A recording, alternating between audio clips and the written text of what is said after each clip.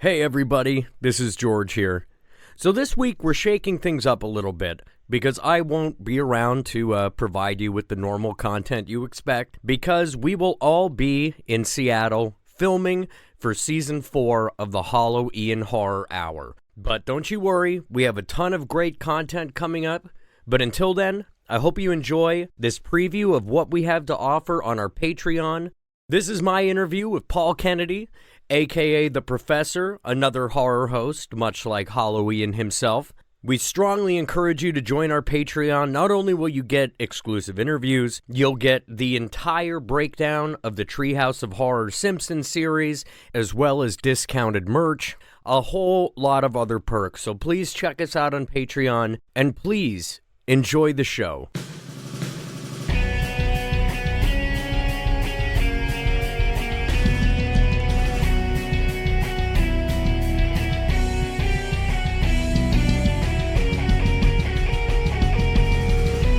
What is up, all you ghosts and ghouls? You're tuned back into the Halloween Horror Pod. You're here with your host this week, George Brandenburg, a.k.a. Discount Dracula. I'm super stoked to introduce you to my guest this week, Paul Kennedy, a.k.a. The Professor, a.k.a. Count Creepovic. How you doing today, sir? Very good. Thanks, George.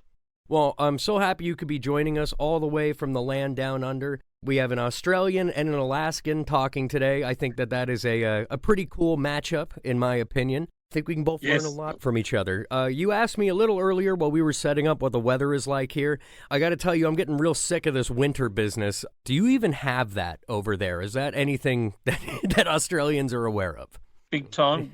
Depending on where you live, it can get a lot. We get a lot of snow. Where we live, it just gets cold. Very cold. Let the people. Where do you live? Where in Australia are you at the moment?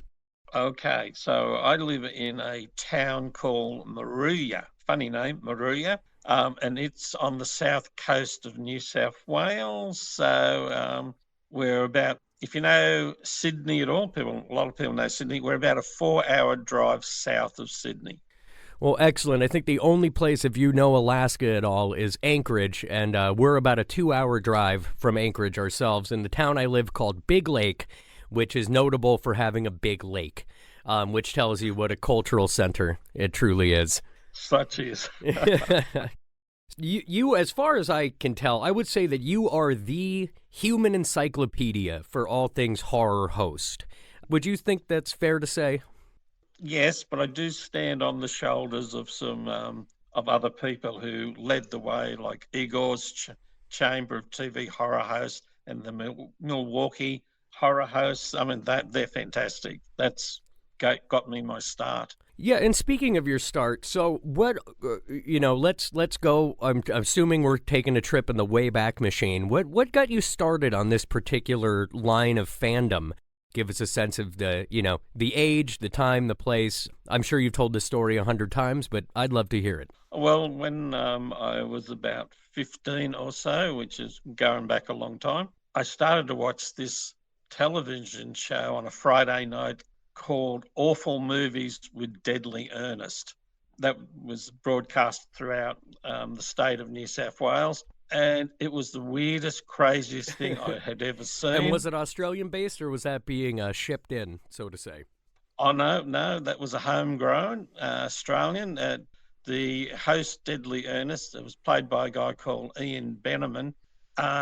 He showed the worst possible movies, horror, science fiction, whatever, mostly US. And he would bag the hell out of them. It was so funny. So sort of like a proto Mystery Science Theater, but for horror? That's right. And so I thought, I really like this sort of stuff. And as years rolled by, different hosts appeared on different channels. Yes, it was all good to watch. And then suddenly the internet appeared. I thought, I'll start looking up some of this stuff. And that's where I came across, it was quite good.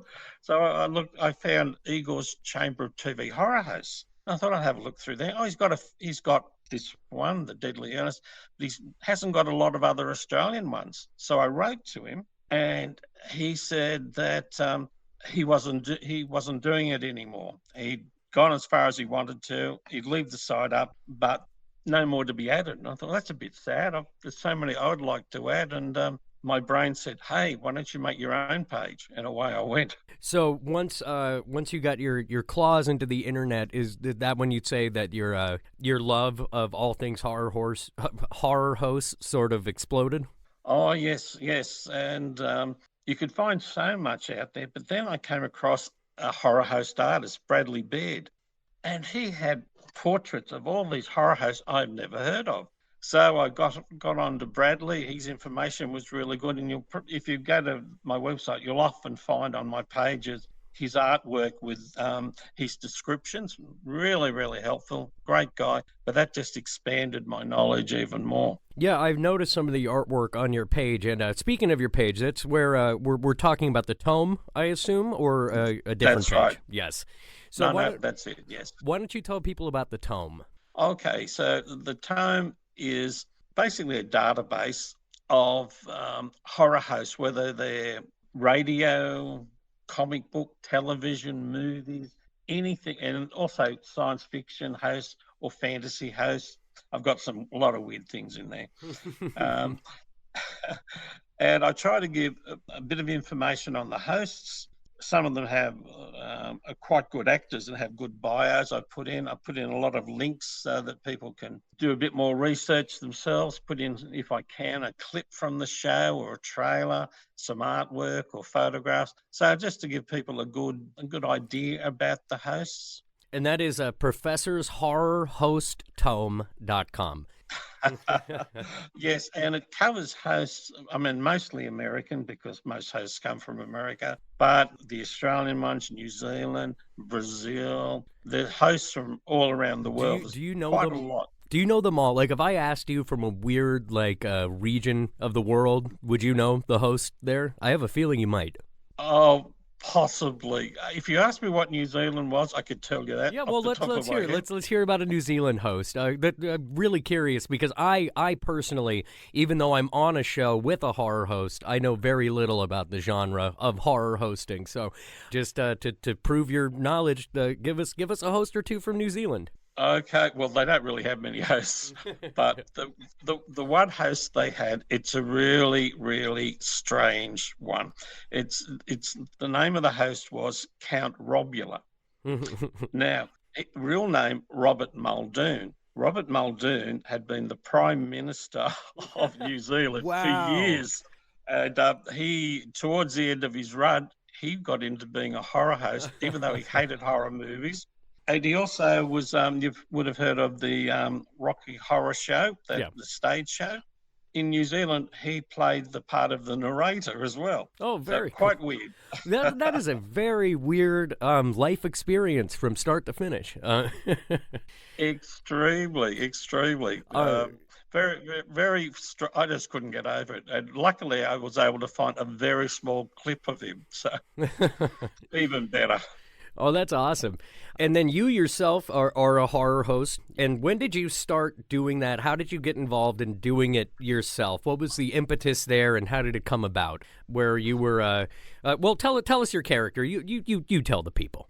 Oh, well, yes. So the professor with a couple of helpers gets sucked through a vortex into an alternate universe. And the only way they can get back by showing horror movies, and they've got to keep showing these horror movies until they find the right one that will let them go back home. Love so it. Yes, bit Love straight. It. Yeah, so you have the professor who knows everything about horror. You have Cole the adventurer. Now he wears a pith helmet and carries a rifle. He protects the professor. You've got Chuck the projectionist. He's quite weird. He shows the movies. But whenever he wears a hat, whatever hat he's wearing, he takes on that personality. So if he's wearing a cop hat, he thinks he's a cop. And then there's Witch Cinders. That's actually played by my wife, Denise. And she has Witch Cinders creepy commercials. So we show these very strange commercials that we come across. So it was a lot of fun. How do you come up with the content that you show? I assume that you're not allowed to just show any movie, but I honestly don't know how it works, so I'm curious to know What you're allowed to show, what you can't, what you choose to, all that. Yes, so you can show anything in the public domain. Anything outside of that, you're breaking and breaching copyright, and somebody will sue you, I imagine. I imagine it must be kind of tough to find whole horror movies to show that are in the public domain, but perhaps not. I've never tried myself, but how has your experience been in navigating that? Not too bad. There are websites you can go to that list the public domains. Often you'll find them on YouTube, or you buy them on a DVD or whatever. So long as they're classified public domain, which you go off your list, you're pretty well okay. So the really old classic movies, nearly all of them in public domain, like Frankenstein and Right. Dracula and all of those types of things. You have to be a bit careful, you know. So I Yeah. tend to see what other people are showing. I think, yeah, I could do that one. Yeah, yeah. You don't want Universal coming after you. They're the real monsters. They are indeed. They're like zombies. They'll eat your brains. And you mentioned that you like to show weird commercials. Have you found that the Americas or the Europes are more consistent for providing the weirder commercials? I find actually the Japanese, Oh, they have what a some twist. really weird commercials. They have a man in a dog suit dancing around and chasing people. That's pretty. When you see it, you think that's pretty weird. I would have assumed that was a whole game show. Probably was actually. I'm looking at a list of some of these horror hosts here, and I don't know anything about them. So I'm going to name a couple. Maybe you can tell me a little bit about them. Who is Mr. Lobo? Oh, well, he's a very famous and well known. I think he shows, Mr. Lobo, Eric Lobo. He has Cinema Insomnia, and that has been probably running for years and years. Very entertaining. And do you know what He has market that's in? What region? It'd be on a station, because he's been on quite a few stations actually, on various television stations. I'm not sure if he's Okay. streaming at the moment. Well, I'm also looking here, and I see that I have listed Gilbert Gottfried as a horror host, which I didn't know. Is that real? That is true, and I like Gilbert because he just has a very funny way of Well, yeah. talking. He was on USA Up All Night, also known as just All Night, so Up All Night. And it was one that Rhonda Shear was also on. She's actually revamping her show. I think she's back on the air again. Very sad about Paul Gilbert passing away, but Oh, of course. yes, but yeah, very good, very good. He actually ended up getting into the official Horror Host Hall of Fame, Oh, wow. inducted in 2015. And also on the Rondo Awards, he was inducted in 2022, I think, into the Monster Kid Hall of Fame. So well recognised. I have to say, I've not heard of either of these halls of fame, but it sounds like the Horror Host Hall of Fame is a good place to start there, because I think a lot of people listening, and me included, had no idea that was a real thing. Yes, they have annual awards. A lot of people have been inducted. Are you angling to get yourself in there? It would be nice. If it happens, it happens. If it doesn't, well, what the hell? If you have any big projects coming up. I add new hosts pretty well every week, and that's what takes up most of my time when I'm not doing normal household jobs and things. But yeah, so that's what I'm doing quite a bit of research on. I've got a lot of radio horror hosts I want to add. I've got most television hosts. What I do actually find quite fascinating is how horror hosts have really become part of particularly American culture, and that there have been a number of movies where have centered around horror hosts, just fictitious ones for the movies, but quite interesting. I don't know if you've heard of Midnight and Lynn Redgrave. Tell me about it.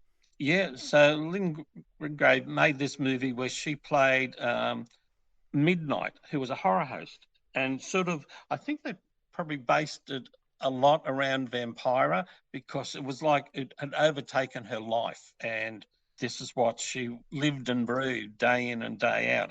It was made back in 1989, but quite a good movie. It's hard to come across. Now, Danny DeVito, everybody's heard of Danny DeVito. Love him. He was in a movie called Jack the Bear, and he played in this movie a horror host called Al Gorey. Which was quite, I hadn't heard of this one. That's awesome. it is so funny. And he also had a second horror host that he played in there. It was called Psycho Ward Cleaver, which imagine that is after Leave It to Beaver's father, Ward Cleaver.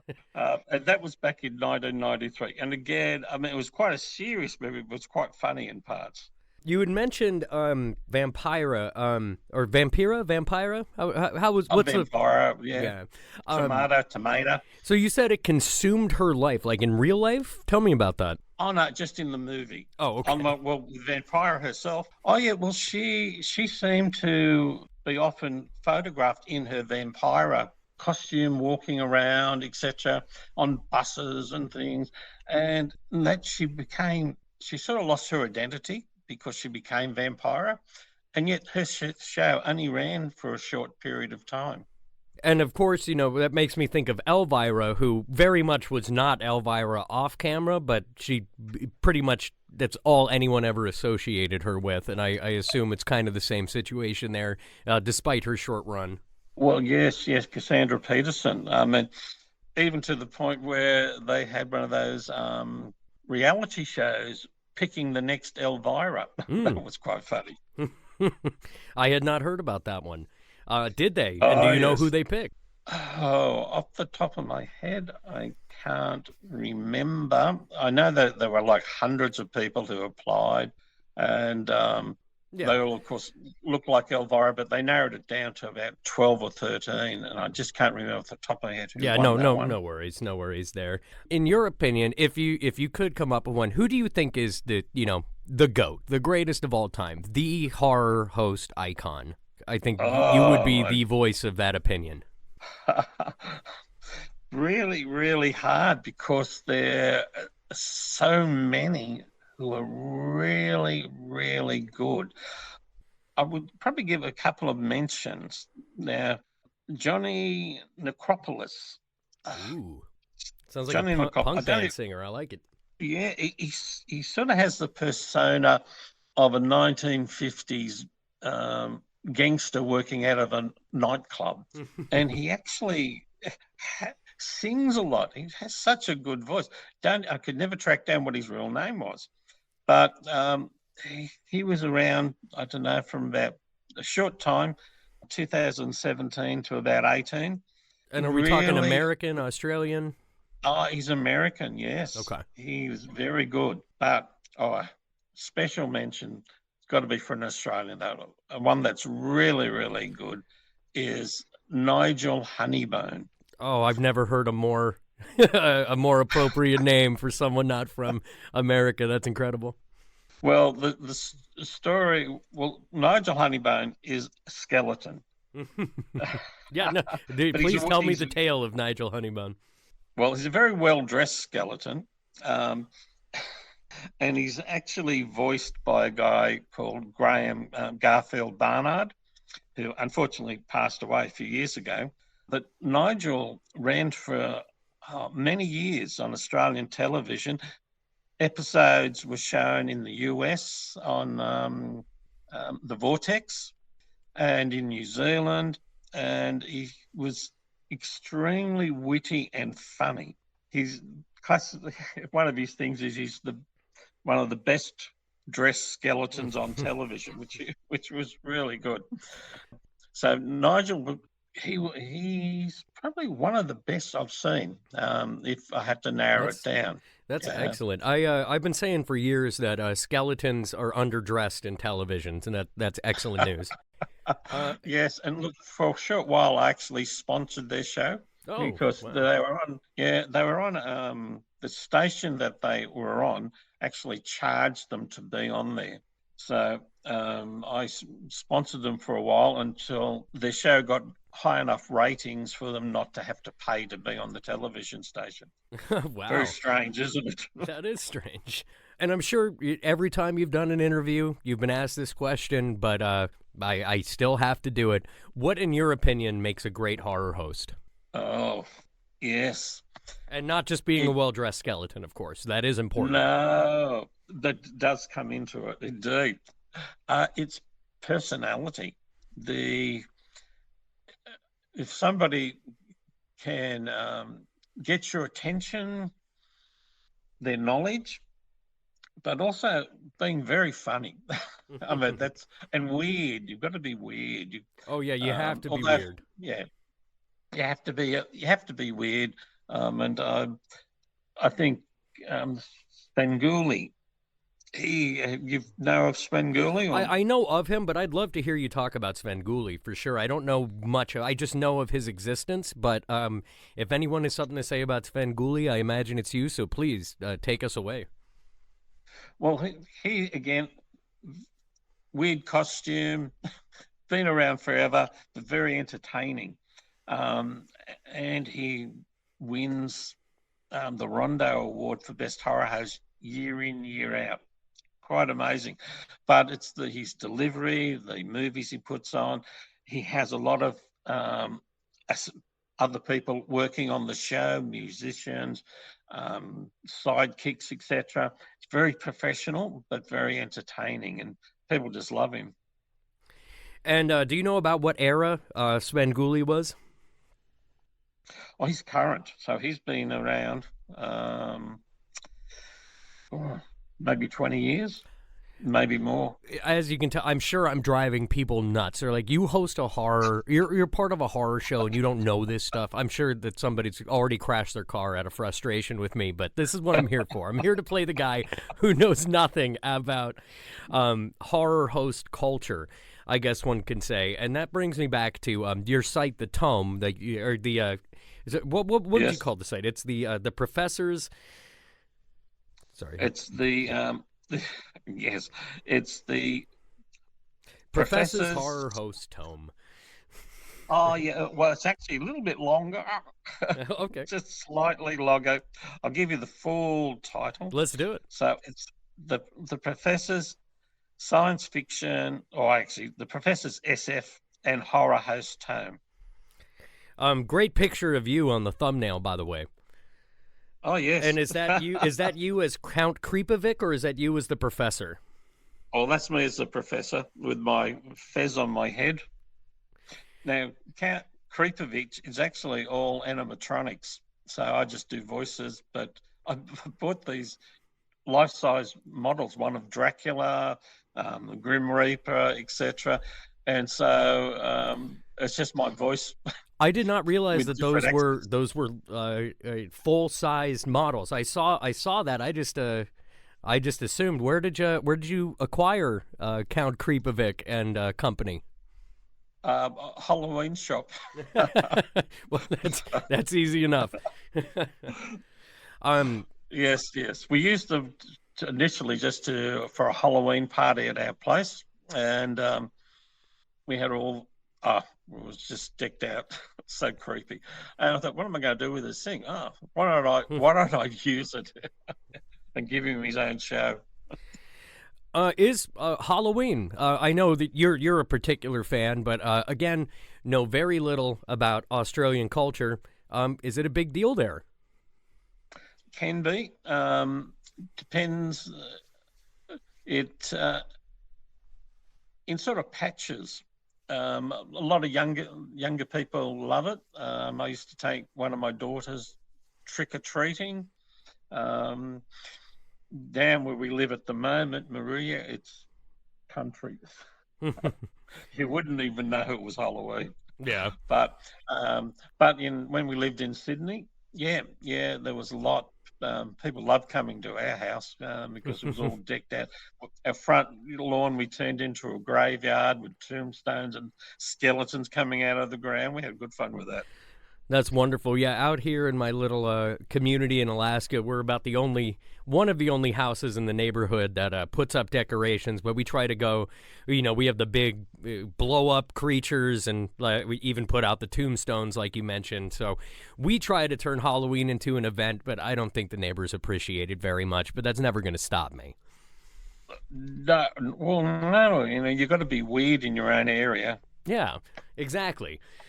I did want to ask, though, in reference to the tome and everything, are you considering, publishing, making it a tome you can actually hold in your hands, or some sort of form of that?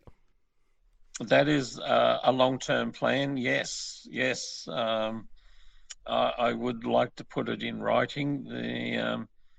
And it's not that hard to self-publish if you want to go down that path. I've just got to find more time. I've retired, but I'm time poor. I understand that absolutely. Oh, geez. Sorry about that. That's going to get cut out. Yikes. Well, where can people see you perform as the professor? Is it just on the website? Is there a channel that our local, we obviously we have a huge following for the Halloween Horror Hour in Australia, so I don't know if they can see you on cable there. But where can people see your work? I have most of my stuff on Vimeo, which is a video streaming platform. I have a little bit on YouTube. Otherwise, on my website, I have a number of the episodes as well. But yeah, very few horror hosts these days in Australia make it to television. That's for sure. Would you ever come and join us at the Halloween fam for a season or two? That would be great. Love to. Well, I'll definitely make sure to pitch that. Before we head out here, if you could tell the people the website again, the URL they could see your work at. You've really done a great job compiling your tome of horror hosts, and it's an endless source of knowledge for something that I know so little about, but it was so interesting. Oh, thank you. So it's www.professors with an S, professors horror-host-tome.com. Well, excellent. And for me, you can see me on the Halloween Horror Hour. Again, I play Discount Dracula. I don't have a website where I compile anything. This man is much more accomplished and put together than I am. But I'm happy that we share this interest and this passion, and kind of live in this horror world together. Paul Kennedy, I really want to thank you for your time today. Oh, thank you, George, and I look forward to the podcast when it comes out. Well, me as well. Well, thank you for listening. This has been the Halloween Horror Pod, an extension of the Halloween Horror Hour, which you can catch on Tubi, Roku, Plex, and most especially on YouTube, which is where we get most of our traffic. So please check us out, like and subscribe, do the whole deal. And Professor Paul Creepovich, is it Creepovic or Creepovich? Creepovich, yes. Creepovich. Yes. Thank you. Creepovich, yes. He was a naughty boy. Well, thank you immensely for your time today. Thank you, George.